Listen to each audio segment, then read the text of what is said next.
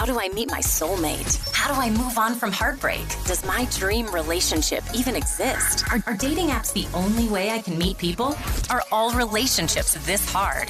This is Between the Sheets with Dr. Love. Each week, your host dives into sex, love, dating, relationships, and everything in between. Welcome to Between the Sheets with Dr. Love. Hey, and welcome to another episode of Between the Sheets with me, Dr. Love. Today we are talking about missing your partner. And I want to talk about you not just missing them, but missing who you were when you were with them. This isn't about minimizing the love that you felt for somebody. It's about understanding grief properly. Because let's face it, breakups hurt even when you know the relationship wasn't right. Your head knows it, and your head knows you need to leave, but your heart is stuck, or what your heart is saying. People think breakups hurt because love has ended, but that's not the full story. Breakups hurt because an identity collapses. Who you were when you woke up next to that person, who you were when someone was choosing you, that person was choosing you, who you were when you belonged to someone, something, some household, who you were when your future had a shape. You had a vision. And so when a relationship ends, you don't just lose a person. You lose the role you're playing. You lose a rhythm. You lose a reflection, a version of yourself that existed in relation to them. It was how you did life with them. It's how you met family and friends and illness, and it's a version of you. And that's why even in unhealthy relationships, it can be devastating to leave because you're not just grieving them. You're grieving a part of you. This is where the conflict comes in. It's the, do I miss them versus do I miss who I am when I was with them? That version of you that you got used to. And here's the distinction that changes everything. Missing someone isn't always about love. Often it's about being chosen, being texted, being prioritized, being an option, being wanted, being used to somebody, being someone's person, you being their person, that feeling of mattering to someone. So when people say, I miss them so much, what they often mean is, I miss feeling wanted. I miss feeling those moments where I felt special. I miss being seen. I miss having a place to land. Sometimes it's, I miss the feeling of wanting to be wanted. I miss the feeling of wanting to be special, of wanting to be seen, of wanting to have a place to land. Because in reality, you didn't even have it, but it was this fantasy that you're working on. So when the reality of the relationship or the fantasy is gone, the nervous system starts to panic. And not because that person was perfect or the relationship was perfect, but because you were anchored, cords attached, nervous system attachment. And so here's something no one tells you. What actually happens is you feel disoriented after you've broken up. It's not necessarily the heartbreak. It's you've lost your feet. Your routines have changed. Your sense of self has shifted. Your social identity has been altered. Your future story has evaporated. And so, of course, you feel lost. Like, who are you now? Your brain keeps reaching for something that's familiar, and not necessarily because it was good, but because it was known, because you knew this. This is why people go back to exes that they know aren't right for them. It's not necessarily for love, but it's for that orientation to find your feet again. We are creatures of habit. And familiar pain feels safer than unfamiliar freedom. So let's do a bit of a reality check. Are you actually missing the version of yourself that was existent in that relationship, or are you missing the relationship? And the one way you can do this is think about them. What do you actually miss? Is it how you felt alive? Did you feel alive in that relationship? Did it make you feel confident in who you were? Were you hopeful about the future when you were in that relationship? Were you excited? Were you soft and open and playful? Did the little girl in you come out to play? If you're honest, you might realize that you actually don't miss the way that you felt in that relationship. that you don't miss the way that conversations were avoided, that you don't miss that feeling of anxiousness or being unseen, that you don't miss begging for effort, that you don't miss the lack of empathy, that you don't miss who you were while you were shrinking in that relationship. That's a very different type of grief. That's an identity trap. Relationships don't only give us love, they give us an identity, belonging, meaning. They give us a mirror. And when that mirror disappears, we start to panic because we can't see the reflection of what we think it might be. And if you've wrapped your parts around that identity, around you being only able to exist with that partner, chosen by that partner, being needed by that partner, being someone's emotional home, being the carer, the organizer, the manager, whatever it was. When that identity ends, you don't just feel sad at the end of that relationship. You feel unanchored. And then what happens?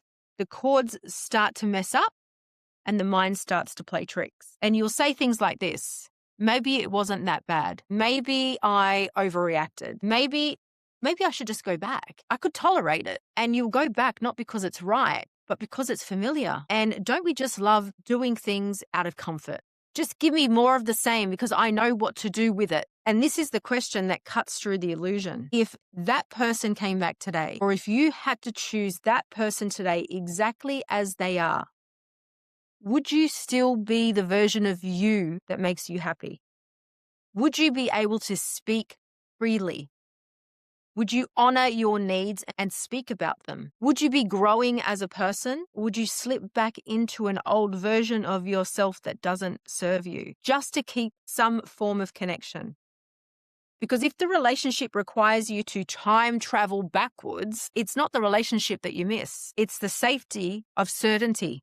And when I worked that out, that insight was so freeing for me. The most empowering part was, if in your current relationship or the one you just left, you were missing you, then actually you don't need them to get yourself back because it was you that was missing, not them. The part of you that's missing, the part of you that the aliveness, the softness, the confidence, the sense of choosing you, being chosen, they are not created by your partner. They are actually revealed through that relationship, but they actually belong to you, which means you can actually exist with those feelings without them, just in a healthier container, either that being on your own or with someone else that meets you where you are right now. The work after the breakup isn't to stop missing them. That's not the goal. The goal is to go inward, to ask yourself, who was I actually becoming in that relationship? What parts of me felt alive? What parts went quiet? And look at all of those parts of you that were compromised and then consciously rebuild your identity outside of that relationship. Take ownership back. Now, this doesn't mean you move on fast. This is not what I'm saying. You don't move on. You actually come back home to yourself and slowly start to unpack what you forgot. You don't heal by replacing them. You heal by reclaiming yourself again, coming back home to you, finding the parts of you that silenced, that went dim, that went quiet. This kind of grief or letting go of a relationship feels so confusing because it's layered. You can miss them, but still know that they weren't right for you. You can feel a feeling of relief and devastation at the same time. You can love someone, but still not want the relationship back. And you can see the conflict there, but it doesn't mean that you're confused. It means you're emotionally mature. Emotional maturity is being able to hold two truths at the same time. You can love someone and still know the relationship wasn't right. You can still miss what you felt and choose to never go back. You can grieve the loss without rewriting the past to make it survivable. Emotionally mature people don't confuse longing with alignment. They're not going to chase what's familiar just to avoid the discomfort. That would be like collapsing into an old version of themselves just to feel safe again. And that's the nature of a toxic relationship, a relationship that doesn't serve you. Emotionally mature people pause, they reflect, they ask, what part of me was dying here? And how do I bring that part forward in a healthier way? How do I reignite those feelings so that I feel aligned and authentic again? Maturity isn't about being cold or detached, because your partner might say that. Why are you so cold? It's not that. It's honesty without abandoning yourself. People will judge you. They do anyway. People will comment. They don't even understand how you came up with this idea, but it's not for them to decide. You know what is good for you and what isn't. They don't get to have a say on how you do love. It's important that you know how you want to do love. I know for me, I had family and friends that have commented on past experiences that I've had, thinking that I'm insane for walking away from people or making a decision that aligns with me, but not them. Their idea of who I need to be, their idea of what a relationship looks like. And trust me, some of those people I would not be taking relationship advice from, because when I look at their relationships, they are a far cry of what my goals look like. So be careful here.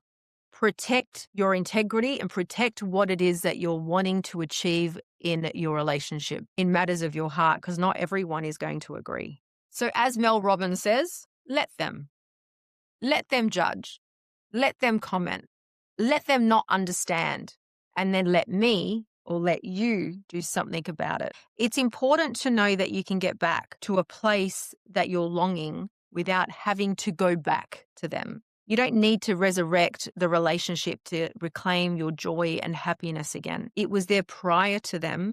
It will come post them. A lot of people say, oh, but I need closure. You don't need closure from them to be able to come back and find happiness in self or who you really are, because it keeps you stuck. You don't need to keep repeating a pattern to retrieve this identity, because the identity that you're walking away from no longer serves you. If it did, you wouldn't have left. You would have stayed. Leaving is the proof that you need that it wasn't working for you anymore. You don't make a decision like that just out of the blue. You've sat on that for a while before you've decided that it's no longer aligning with you. Honor it, because it didn't just come as a download overnight. Your partner might think it had. Where did this come from? What's wrong with you? It's come out of the blue, but you've been telling them for long enough. But now you actually have more awareness around what it is that you want, your boundaries, and maybe a little bit more self-trust that you now get to choose to exit in a safer, steadier way, something that is more aligned with who you are now. Because not every ache in your body means that you've made the wrong decision.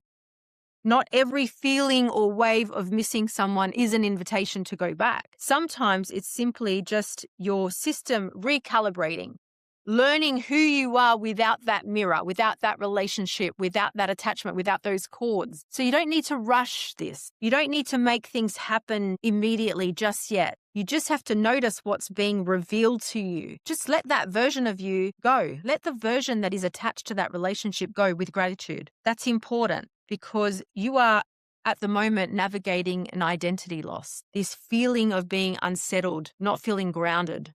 What comes next?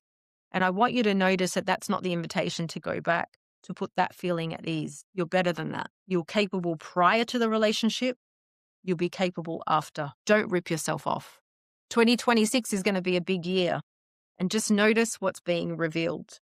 I think this is definitely a conversation that we need to have ongoing, and I'll probably come up with a few other episodes around this topic. But if you are navigating this identity loss from a breakup and you are wanting to work on becoming yourself again, or reconnecting, or going back to places that you've put a lid on or you've silenced, reach out to me. Look out for some workshops, programs, or online coaching, or even retreats where we can do this work quite deeply together.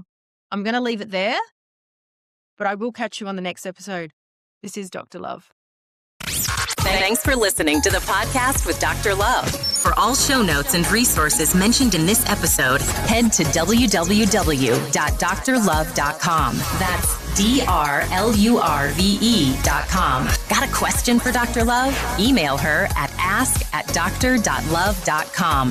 Love the show? Remember to subscribe on your favorite podcast app. Leave us a review or share it with your friends. Thanks for listening, lovers. We'll see you on the next episode. This is Between the Sheets with Dr. Love.